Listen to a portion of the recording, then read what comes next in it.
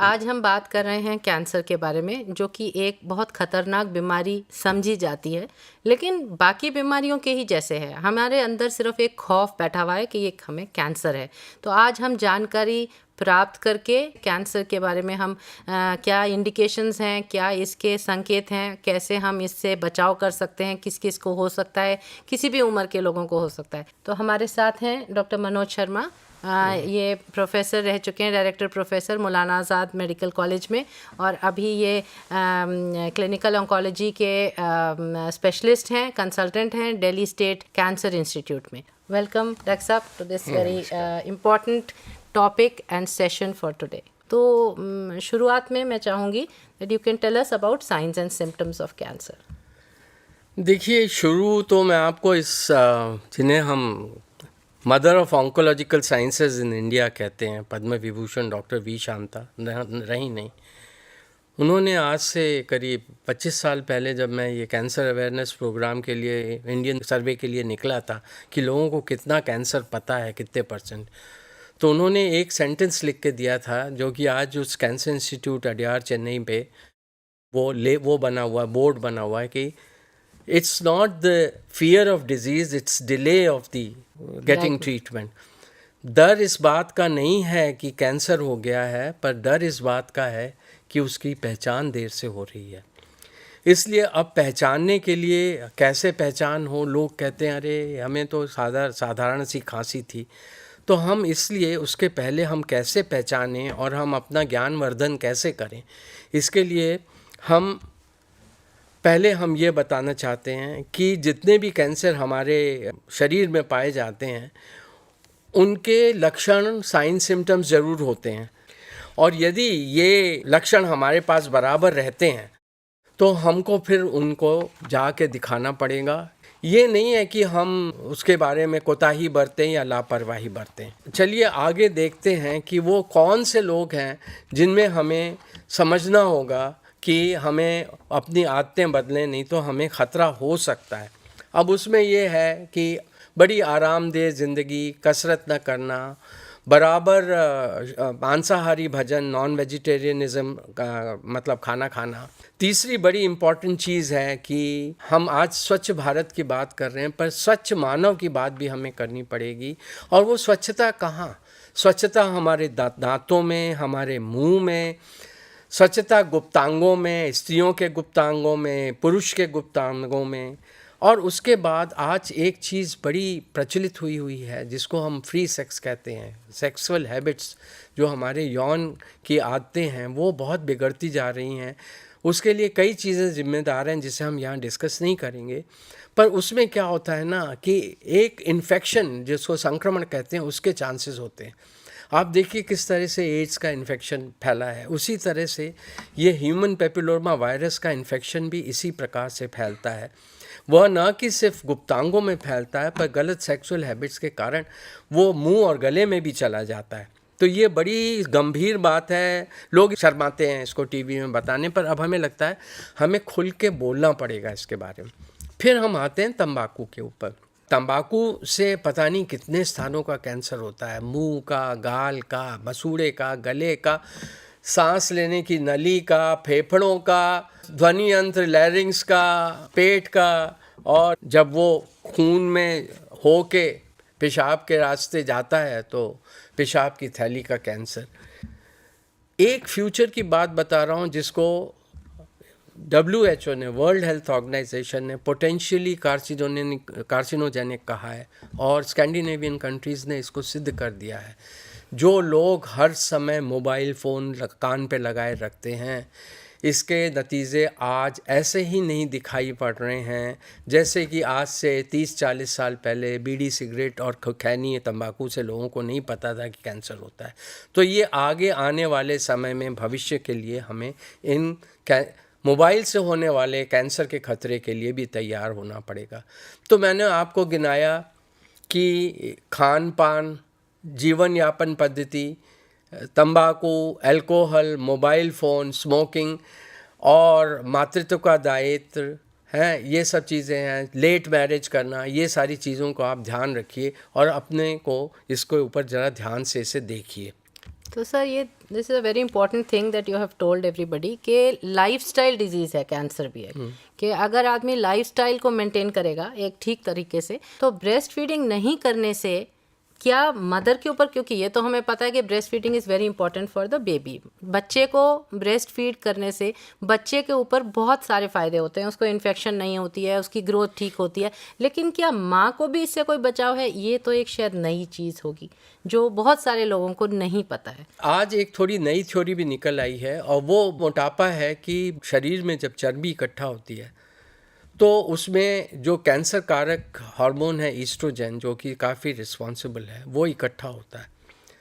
दुर्भाग्य ये हुआ है कि हमारे देश में समृद्धि का प्रतीक जो है वो मोटापा है, एक थुलथुल शरीर है।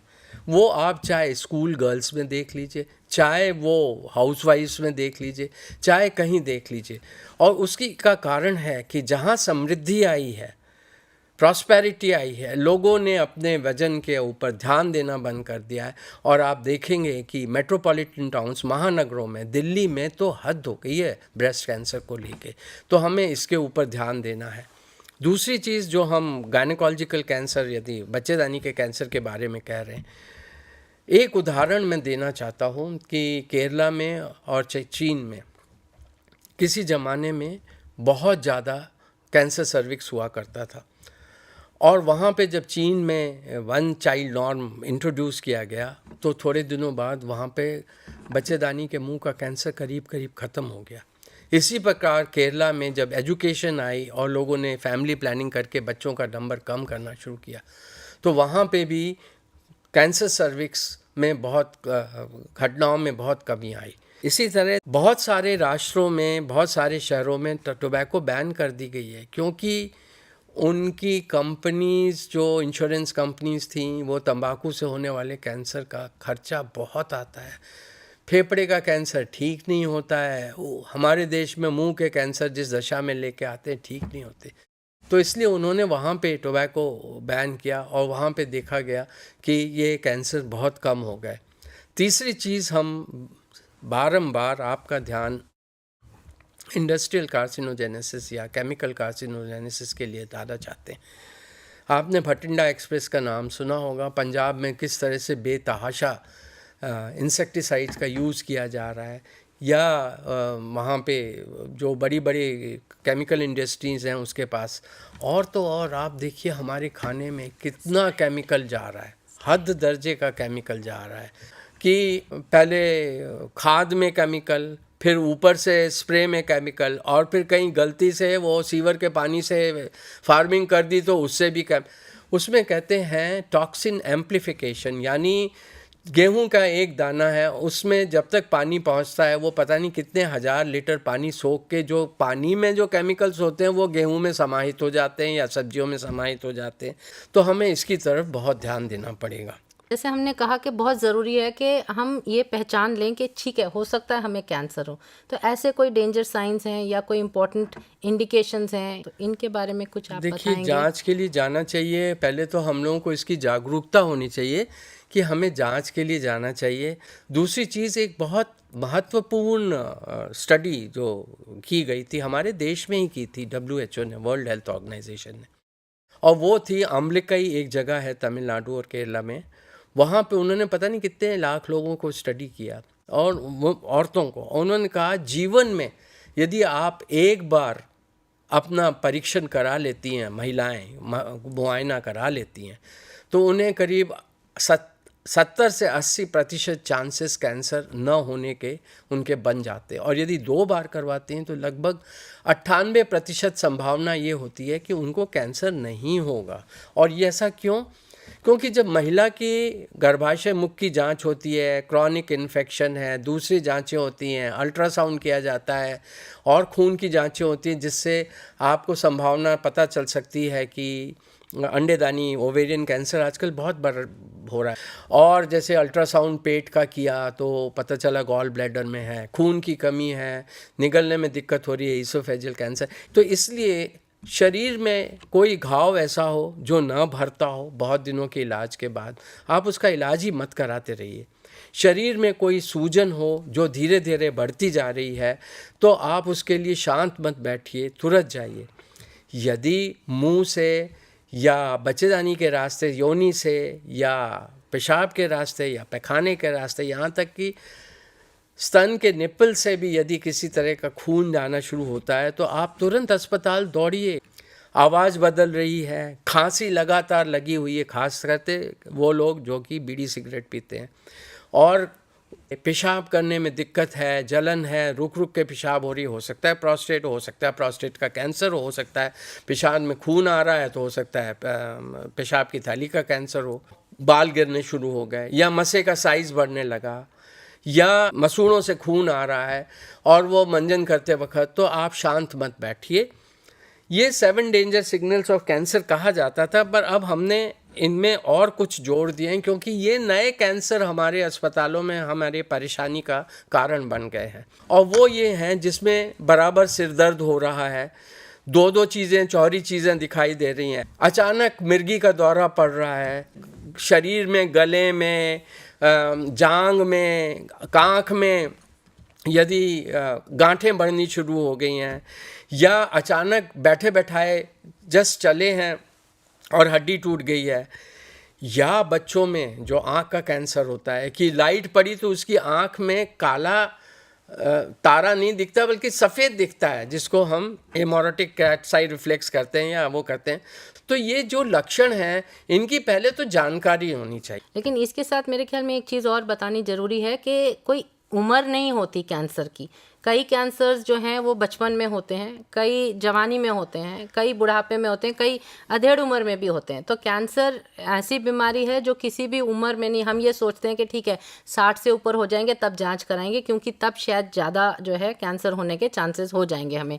लेकिन ऐसा नहीं है। अलग अलग तरह के कैंसर अलग अलग वर्गों में, अलग अलग उम्र में आते हैं। और दो और बहुत इंपॉर्टेंट बात जो आपने बताई, जो मैं फिर से स्ट्रेस करना चाहूँगी, कि एक आपने बोला कि रेगुलर जो चेकअप अगर करें, जैसे आपने बताया, जैसे पैप स्मीयर हो गया, ब्रेस्ट एग्जामिनेशन हो गया, तो वो भी इन लक्षण के साथ, लक्षण हो या ना हो, नहीं होने पे भी कुछ रेगुलर जांचें कुछ उम्र के बाद शायद कराते रहना चाहिए। ये एक बड़ी इंटरेस्टिंग बात हम सबको बताते रहते हैं, ये नाखून और ये बाल, इनको छोड़ के शरीर के किसी भी अंग में कैंसर हो सकता है।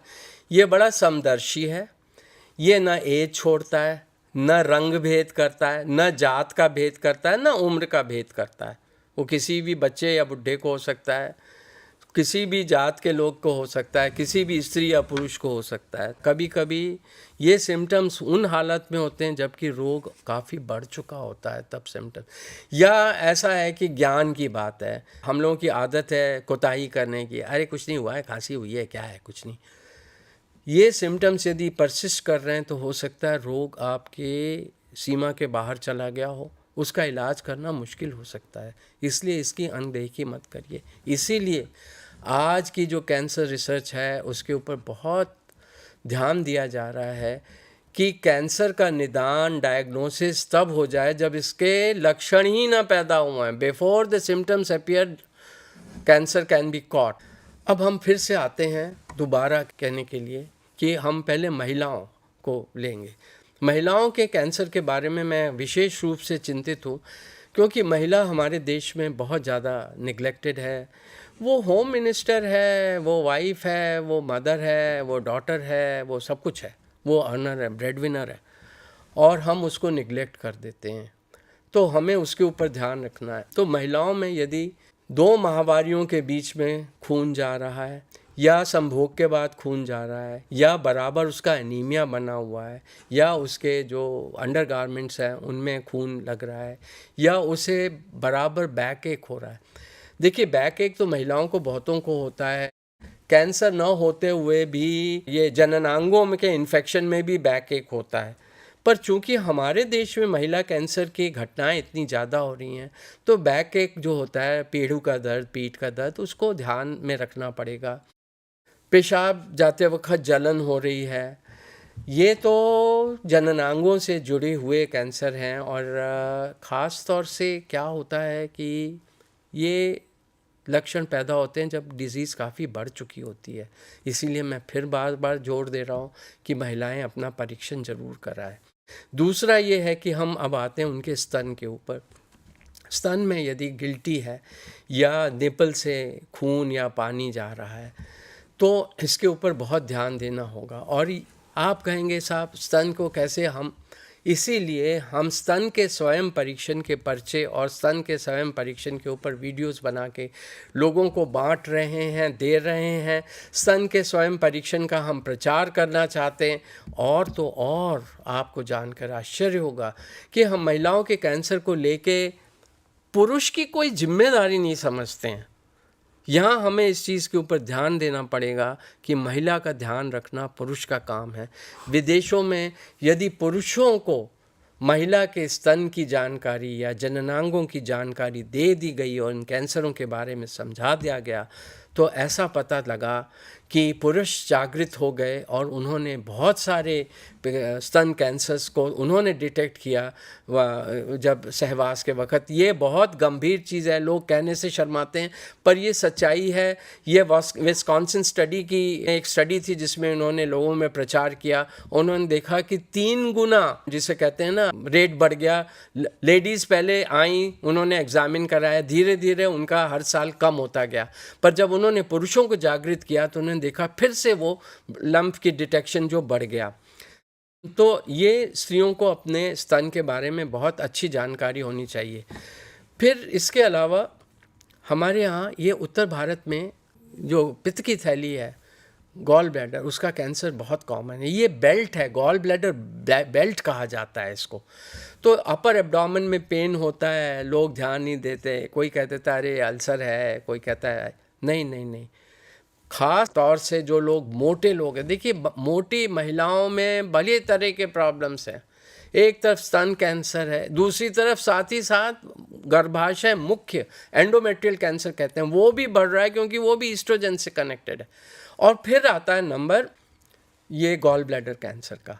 तीसरी चीज़ मुंह में घाव, महिलाएं यदि वो खा रही हैं क्या कहते हैं खैनी, या उनके पूरे जीवन में उनमें खून की कमी बनी रही, किसी ने ध्यान नहीं दिया, माहवारी गलत जा रही थी, खून की कमी रह गई, या उनको अपनी डाइट पे ध्यान नहीं दिया, उसके कारण खाने की नली का कैंसर महिलाओं में पाया जाता है, प्लबर विंसन सिंड्रोम कहते हैं। तो इसलिए ही मैं कहता हूँ परीक्षण कराएंगी महिला तो उनकी खून की कमी दूर होगी, कैल्शियम की कमी जो कि उनमें जल्दी से कैल्शियम झड़ता है और फ्रैक्चर होता है उसकी, और इन्फेक्शंस जिसके कारण बच्चेदानी के कैंसर का खतरा रहता है, उससे मुक्ति मिलेगी। पुरुषों में ख़ास तौर से जो तंबाकू खाने और पीने वाले हैं उनके साथ बड़ी प्रॉब्लम है। और उनके मुंह में यदि सफ़ेद पैच है या लाल पैच है या खाने में चीनी मिर्ची ज़्यादा महसूस होती है, मुंह में घाव है, बराबर खांसी रहती है, पेशाब में खून जाने लगा है, पैखाने के रास्ते खून जाने लगा है, या शरीर में गले में गांठें पैदा हो गई हैं, तो वो तुरंत जाके डॉक्टर को दिखाएं। फिर मैं यही कहूँगा कि जीवन यापन पद्धति में जो खाने में गड़बड़ियाँ हो रही हैं उसके कारण आंत के कैंसर को में बढ़ोतरी आई है, ऐसा कहा गया है। अब हम आते हैं बच्चों में। ये बता दूं कि बच्चों के कैंसर ठीक हो जाते हैं यदि उन्हें शुरुआती हालत में पकड़ा जाए। तो जैसे कोई बच्चा बहुत पीला दिख रहा है, एनीमिया है, उसको बराबर फीवर है, दांतों से खून जा रहा है, या बच्चा एक्टिव नहीं है, या उसकी गांठें गले में हो रही हैं, पैर में सूजन आ गई है, आँख में सफ़ेद दिखाई दे रहा है, या पेट में सूजन हो के पेट फूलता जा रहा है, इस तरह की चीज़ों, या उसको मिर्गी के दौरे पड़ रहे हैं, तो ये बच्चों में पाए जाने वाले कैंसर है, लिम्फोमास है, लिम्फेटिक ल्यूकीमियाज है, रेटिनोब्लास्टोमा है, विल्म्स ट्यूमर है, इनसे जुड़े लक्षण हैं और ये यदि इलाज करें तो ठीक हो जाते हैं। तो इसका हमें ध्यान रखना चाहिए। तो जो सिम्टम्स हम देख रहे हैं उससे डर कर और ये खौफ में बैठ कर के हाँ हमें कैंसर है हम नहीं जाते, नहीं करना चाहिए, क्योंकि ये बहुत सारी और बीमारियों के भी लक्षण हैं जो कि ठीक हो सकती हैं। तो दोनों चीज़ें इंपॉर्टेंट हैं कि जो लक्षण हैं, एक तो इसलिए क्योंकि वो दूसरी बीमारियां हो सकती है, और दूसरा इसलिए कि अर्ली डिटेक्शन हो जाए कैंसर की, ताकि हमारा इलाज जल्दी शुरू हो और हम ठीक हो सकें। अगर हम जल्दी जाएंगे तो इलाज शायद पूरा तरह से हमें ठीक कर सके। तो शायद दोनों चीज़ें ये ज़रूरी है सर। डॉक्टर साहब आप ये बिल्कुल सही कह रही हैं, क्योंकि बात ऐसी है कि आजकल हमारे पास जो मरीज़ आते हैं उनमें से बहुत सारे लोग ये कहते हैं हमें तो इसका पता ही नहीं था, या हमें तो कुछ नहीं हुआ था, या इसकी जानकारी नहीं है ना। और वो सोचते हैं कि अरे छोटा मोटा है, दवाई खा ली ठीक हो गया। पर हमें शारीरिक स्वास्थ्य के ऊपर यदि सिम्टम्स हैं तो उनका परीक्षण कराना चाहिए। वो बात दूसरी है कि अस्पतालों की भीड़ है, पर यदि आपको कैंसर की जानकारी है तो आप उस तरह के लक्षण होंगे तो आप तुरंत जाएंगे। कैंसर एक महामारी के रूप में आने वाला है या आ रहा है, मैं ये अतिशयोक्ति नहीं हूँ कह रहा हूँ। यदि आप राष्ट्रीय कैंसर लेखागार के आंकड़े देखें तो आप में इस बात को मान लेंगे। सर ऑर्गेनाइजेशंस जो हैं वो एनुअल चेकअप के लिए बोलते हैं और बोलते हैं कि ठीक है आप 40 साल की उम्र के बाद रेगुलरली चेकअप करिए, या अगर आपकी फैमिली में ब्रेस्ट कैंसर की हिस्ट्री है तो आप एनुअल चेकअप करिए। तो एनुअल चेकअप में अच्छा भला पैसा भी लगता है। आप प्राइवेट हॉस्पिटल में जाएंगे तो पूरे पैकेजेस हैं, इन्वेस्टिगेशंस में भी पैकेजेस हैं। तो क्या ये सब एनुअल चेकअप कराने चाहिए, अंधाधुंध कराने चाहिए, किसी सोच के हिसाब से कराने चाहिए? कौन सा एनुअल चेकअप कौन सी उम्र में कराना चाहिए? क्योंकि बहुत सारी जानकारी अवेलेबल है, लेकिन कौन सी जानकारी ठीक है और कौन सी जानकारी ठीक नहीं है, ये थोड़ा सा मुश्किल है डिसाइड करना। देखिए, मैं आपको इसका उत्तर बहुत साधारण रूप से देता हूँ कि मानव शरीर जो है ना वो बीमारियों का एक अड्डा बन जाता है यदि हम ध्यान न दें। एक पर सिचुएशन हम ये कहते हैं कि कौन सा चेकअप कब कराना चेकअप, और एक सिचुएशन ये है कि बिल्कुल ही नहीं चेकअप कराना, ध्यान ही नहीं दिया, वहाँ खतरा पैदा होता है। आप देखिए हम कितने तरह के खतरों से, एनवायरमेंटल कार्सिनोजेनेसिस, पॉल्यूशन हो रहा है। दिल्ली में लोग कह रहे हैं 3 पैकेट सिगरेट पिया जा रहा है रोज़ है, और उसके ऊपर आप देखिए ऑटो रिक्शा और ड्राइवर्स जो हैं बेचारे, कुरियर बॉयज़ हैं, वो कितना एक्सपोज होते हैं। फिर उसके बाद खाने पीने का मैंने आपको बताया किस तरह से ऊपर से भी केमिकल, पानी में भी केमिकल और हवा में भी केमिकल, स्प्रे में। तो ये है, खाने की आदत हमारी इतनी बिगड़ गई है। मैं तो यही कह रहा था यदि तंबाकू के ऊपर टैक्स बढ़ाना है तो फास्ट फूड के ऊपर भी टैक्स बढ़ाओ, क्योंकि फास्ट फूड से जो चर्बी और जो भुना हुआ मांस, ये सारे कैंसर कारक तत्व, कॉन्स्टिपेशन उसमें जा रहे हैं, तो उनके ऊपर बहुत ज़रूरत है। दूसरी चीज़ होती है कि आज की ज़िंदगी में साइकोलॉजिकल स्ट्रेस, मानसिक तनाव इतना बढ़ गया है जो कि शरीर को बहुत दिक्कत पैदा करता है, और इसके कारण आदमी रोगों के ऊपर आकर्षित हो जाता है, रोग आकर्षित कर लेता है। बॉडी में रोग प्रतिरोध क्षमता भी बहुत प्रॉब्लमेटिक होती है। इसलिए हमें निगाह में का, और तीसरी चीज़ मैं बार बार कहता हूँ, ऑडियो विजुअल मीडिया हमें थोड़ा सा कम और इफ़ेक्टिवली हमें यूज़ करना चाहिए कैंसर अवेयरनेस के लिए। अब हम आते हैं कि कैंसर के बारे में लोगों गलत धारणाएं क्या हैं, भ्रांतियां क्या हैं।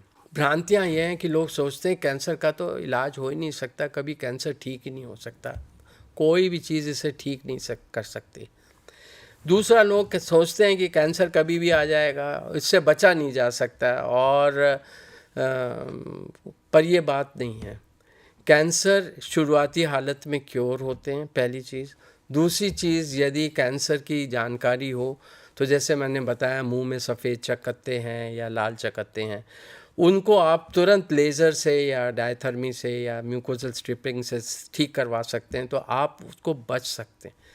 तीसरी चीज़, कुछ कैंसर इन्फेक्शंस के कारण होते हैं, जैसे कि हेपेटाइटिस बी इन्फेक्शन है, उसका टीका लगवा लिया है। ह्यूमन पेपिलोमा वायरस, जिससे लड़कों में लिंग के ऊपर गुरखोल या वार्ड बनते हैं, स्त्रियों में वो बच्चेदानी का कैंसर होता है। और आजकल वो नई सीरीज़ निकल आई है HPV वायरस से, गले के और मुख का कैंसर होता है। वो वैक्सीनेशन से आजकल बड़ी सस्ती वैक्सीन हमारे देश में बनने लगी है, सर्वावैक करके वो अवेलेबल हो जाएगी। लड़कियां, हमारे जो पीडियाट्रिक एसोसिएशन है उसके लिस्ट में आ गया है कि 10 साल की लड़कियों को वैक्सीनेशन करें। ऑस्ट्रेलिया में लड़कों को वैक्सीनेशन किया तो उन्होंने देखा उनके पेनाइल वार्ड्स ठीक हो गए।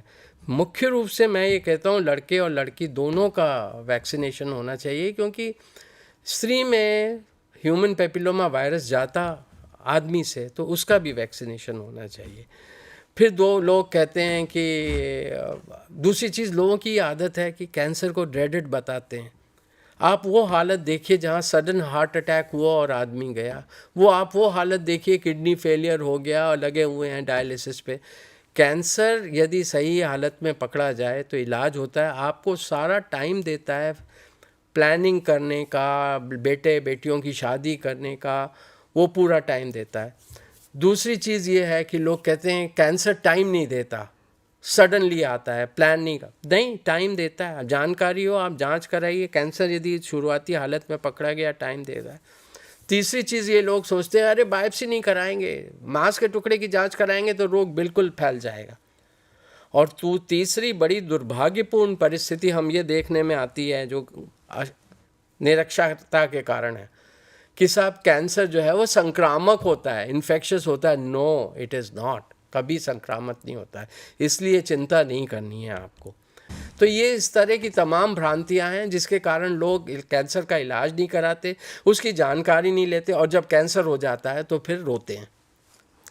थैंक यू डॉक्टर मनोज, आपने बहुत सारी आज चीज़ें बताई, और जो आपने बताई कि क्या क्या भ्रम है, उसका मेन चीज़ यही है कि लोगों के अंदर जागरूकता नहीं है, अवेयरनेस नहीं है, उनको जानकारी नहीं है, इसलिए एक डर है, एक खौफ है, और उस खौफ की वजह से ना तो वो जांच के लिए जाते हैं, ना वो पहचान सकते हैं कि हमारे अंदर जो लक्षण आ रहे हैं वो शायद कैंसर के हों। तो आज हम यही मैसेज देना चाहेंगे सबको कि आपको अपनी लक्षण को पहचानना चाहिए और अर्ली स्टेज में पहचानना चाहिए, देर नहीं करनी चाहिए, आपको डॉक्टर्स के पास जाना चाहिए और इलाज कराना चाहिए। आप विश्वास करिए कि जो आपको डायग्नोसिस हो रहा है वो ठीक होगा और उसका इलाज कराएं, देर नहीं करें। So thank you sir, thank you very much, आपने आज बहुत अच्छी जानकारी दी। नमस्कार।